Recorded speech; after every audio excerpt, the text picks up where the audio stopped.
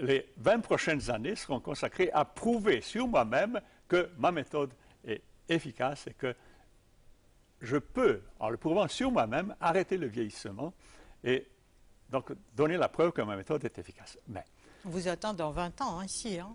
justement, j'allais vous dire, je ne voudrais pas être seul, je voudrais vous retrouver dans 20 ans. Oui. Pour revenir à ce bonheur dont on parlait, d'abord il y a un proverbe chinois que je trouve superbe. Si vous voulez être heureux, soyez-le. Ben oui, d'accord. Enfin bon, c'est pas aussi simple que ça. Mais vous le dites, c'est vraiment, il faut ouvrir les yeux, parce que c'est ça aussi que vous voulez faire, je crois. Hein. C'est ouvrir les yeux pour qu'on voit vraiment la vie. Et la vie, elle est dans l'arbuste, dans l'oiseau qui passe, dans tout. Dans tout, dans tout. Et avant tout, dans nous-mêmes. Nous sommes des êtres vivants. Nous avons, en plus des autres êtres vivants, la conscience. Autrement dit, nous pourrions être conscients de notre vie. Non, nous sommes conscients d'être conscients. Nous sommes conscients d'être moi. Nous sommes l'idée du moi, nous ne sommes pas moi. Quand je dis moi, c'est l'idée de moi. Mais une bête n'a pas l'idée du moi. Elle est le moi, tout simplement. Elle n'a pas l'idée de ses sensations, elle n'a pas l'idée du fait de vivre, elle vit tout simplement. Mais pourquoi pas nous? Pourquoi nous nous encombrons, nous, d'une vie parallèle, d'une vie qui n'est pas la vie prévue par la nature, qui est une vie sociale, qui est une vie artistique, une vie religieuse, une vie de loisirs, une vie de science, toutes les vies que vous voulez qui ne sont pas la vie.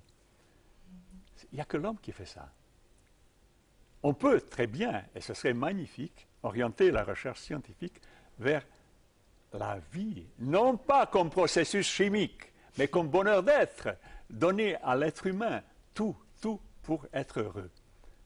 Pas des gadgets, des choses simples, des choses, d'abord une nourriture, qu'on est heureux de manger, pas de consommer, de manger. Quand je vois comment mangent les gens, ils accomplissent une obligation, un devoir, ils mangent parce qu'il faut. Mais certains vivent comme ça aussi, dans l'obligation. Et voilà, ils accomplissent un devoir, une corvée, celle de vivre. Voilà. Vous savez qu'on est déjà presque... Non, c'est presque l'heure de se quitter. Non, on a encore quelques minutes.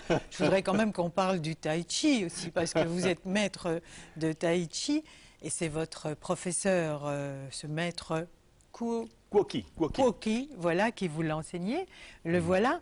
Et peut-être qu'on pourrait vous regarder en action et qu'on explique en voyant ces images, Michel et vous, qui faites des, on peut dire, vous faites des postures de tai chi, c'est comme ça qu'on dit, non? Oui, on fait du tai chi, tout simplement. On fait du tai chi. Alors on vous regarde. En fait, c'est un ancien art martial chinois. C'est ça, c'est ça. Mais qui n'a plus rien de martial. Non, absolument plus rien. Ce sont des mouvements très très lents, donc.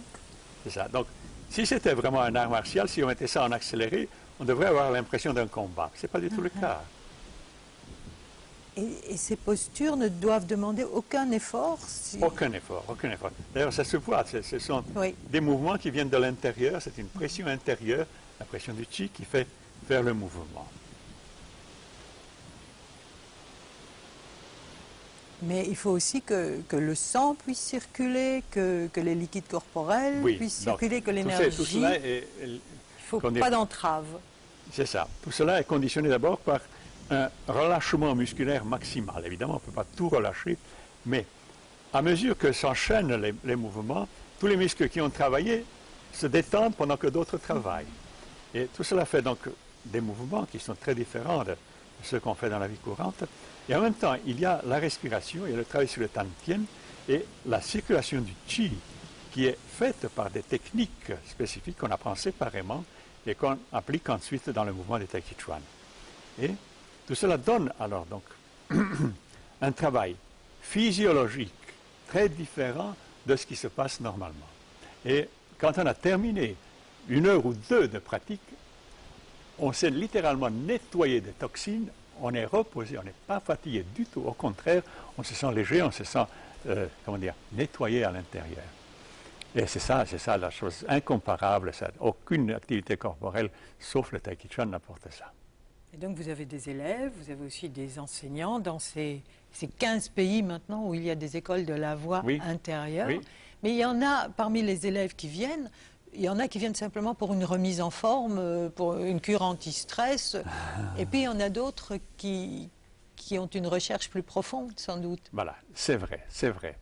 Et je l'ai dit d'ailleurs, je n'insiste pas là-dessus, mais je le dis, je suis très heureux de savoir que, par exemple, quelqu'un qui pratique du Tai Chi Chuan se débarrasse de sa cellulite. Je suis très heureux. Je suis très heureux aussi qu'il supporte mieux le stress de sa vie professionnelle. Tout ça, ça me remplit de joie. Je suis très heureux. Mais ce n'est pas pour ça que je me suis lancé dans l'enseignement. Ce n'est pas pour ça que j'ai quitté ma retraite, parce qu'il faut le dire, j'ai vécu pendant 15 ans complètement retiré du monde. Et si je suis revenu dans le monde, c'est pour faire autre chose que de guérir des cellulites. C'est déjà pas mal, hein, mais... Je suis très heureux que ce soit comme ça. Mais je cherche des personnes qui vont consacrer leur énergie, leur vie, leur activité à cette recherche que je sais, que je connais, qui en vaut la peine, tout simplement, qui est enrichissante et qui transforme une vie, qui apporte toute autre chose que ne peut apporter notre civilisation. Vous dites que vous n'êtes pas un maître, que vous n'êtes pas un grand expert. Vous dites, je ne suis même pas chinois. Ça, c'est votre humour. Mais vous avez les signes du maître, quand même, les cheveux blancs, et puis le nombre d'années, Oui. depuis le temps où vous travaillez, Oui. tout ça, vous êtes un maître, on peut l'avouer quand même, Oui. non? Donc, je peux dire maintenant une chose, depuis peu de temps d'ailleurs. Depuis peu de temps, je peux dire que... Bon, il vaut mieux que je vous raconte l'histoire. Donc, nous avons enregistré des instructions, des leçons de travail de Qi sur CD et avec l'apport de Qi maximal que j'ai pu y mettre. Je me suis enfermé dans la cabine d'enregistrement pour réécouter, avec un haut-parleur, réécouter cet enregistrement. Donc c'était l'obscurité, j'étais en face du haut-parleur, j'étais assis en lotus et j'écoutais. Et soudain, il s'est passé quelque chose d'extraordinaire. J'avais mon maître devant moi. Je sentais sa présence, j'entendais mon premier maître, je parlais toujours de lui. Il était là devant moi. C'est lui qui parlait, c'est lui qui m'imprégnait à nouveau, qui me donnait en retour le Qi que j'avais mis moi dans ce bête disque.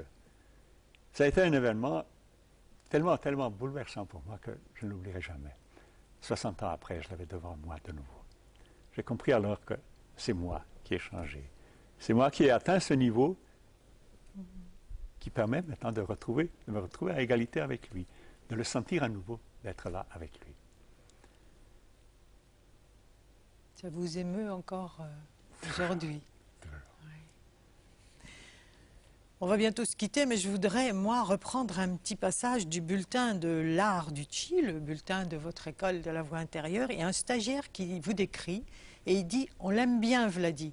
C'est un beau, fier et joyeux combattant, au pessimisme total, à la colère fondamentale. Mais il a un si grand facteur A, amour, je suppose. » Alors, qu'est-ce qui vous fait plaisir dans tout ce qu'il dit là, surtout? Beau, fier, joyeux, combattant? Pessimisme? Je ne suis pas pessimiste du tout. Révolté? Je vois les choses telles qu'elles sont. C'est tout. Je sais qu'il n'y a pas d'espoir, je le sais. Tout le monde le sait. Tout le monde sait qu'il n'y a pas d'espoir. Tout le monde voit ce que nous sommes en train de faire. Nous sommes en train de détruire la vie. Nous sommes en train de nous détruire nous-mêmes. Nous-mêmes. Parce que tous les jours, nous respirons cet air qui est infect, nous mangeons cette nourriture qui est infecte, et nous préparons des guerres. Vous dit, il y a quelque chose que je ne comprends pas. Si vous n'avez aucun espoir, pourquoi vous avez encore fait 2 enfants il n'y a pas longtemps? Donc c'est quand même que quelque part, il y a de l'espoir en vous. Je vis dans le présent. Je vis dans le présent, puis pour vivre dans le présent, on n'a pas besoin d'espoir, on vit, c'est tout. On vit heureux, et on vit heureux jusqu'à la dernière seconde. Parce que l'explosion atomique éclairera pour la dernière fois le monde. Le monde sera encore vivant, il sera encore heureux, il sera encore beau. On va faire un petit jeu, si vous voulez bien. Ce sont des choix qu'on vous propose. Je vous demande si vous pouviez rencontrer une personnalité, actuelle ou décédée depuis longtemps, ça n'a pas d'importance. Laquelle serait-ce? Qui aimeriez-vous rencontrer? si c'est une personne décédée que je pourrais rencontrer, c'est mon maître, évidemment, que je choisirais sans la moindre hésitation. C'est l'homme le plus extraordinaire, c'est l'homme unique que j'ai connu. Mais je dirais même que je n'ai plus besoin de le rencontrer, je le porte en moi, il est là. Voilà. Il est à nouveau là, il est là, pleinement, physiquement, je le sens physiquement. Chaque fois que je fais un mouvement de tai chi, chaque fois que je me concentre sur le tantien, c'est là à nous. Par contre, parmi tous ceux qui enseignent les doctrines, quelles qu'elles soient, j'ai envie de voir un homme heureux. Un homme en pleine santé, heureux. Il ne fait rien d'autre que vivre, tout simplement vivre. Et ça, c'est la chose la plus rare aujourd'hui. Alors vous allez voir 2 œuvres de peintres belges et il y en a peut-être une qui va vous toucher plus que l'autre. Vous la choisissez.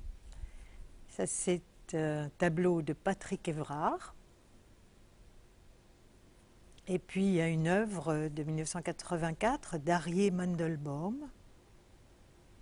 Est-ce qu'il y en a une qui vous touche?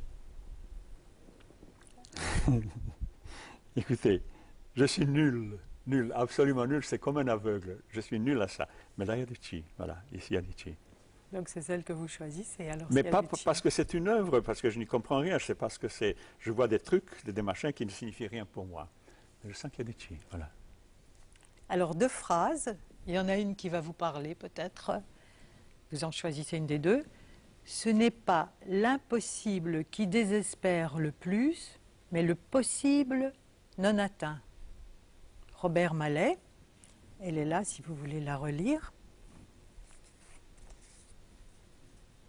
Et puis une phrase de Maurice Maeterlinck, « Savons-nous ce que serait une humanité qui ne connaîtrait pas la fleur ?»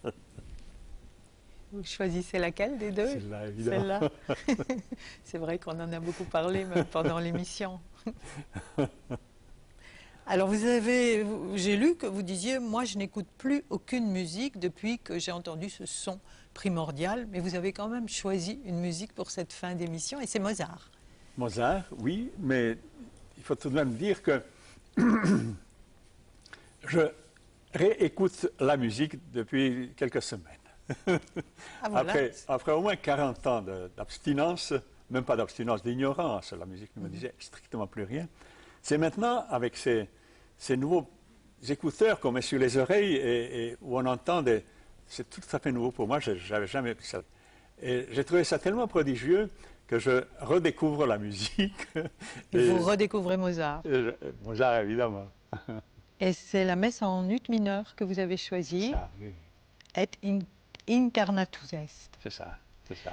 Alors on va écouter cette musique. Ah, ça me ferait grand plaisir. On va se quitter. Vladi, je vous remercie d'abord pour cette heure passée en votre compagnie. Et je vous remercie aussi d'être resté, malgré cette adolescence tragique, d'être resté ce fou de vie que vous êtes. Merci. Ah, merci de m'avoir traité de fou de vie. C'est vraiment ça que j'apprécie le plus, c'est fou de vie. Merci Vladi. Merci.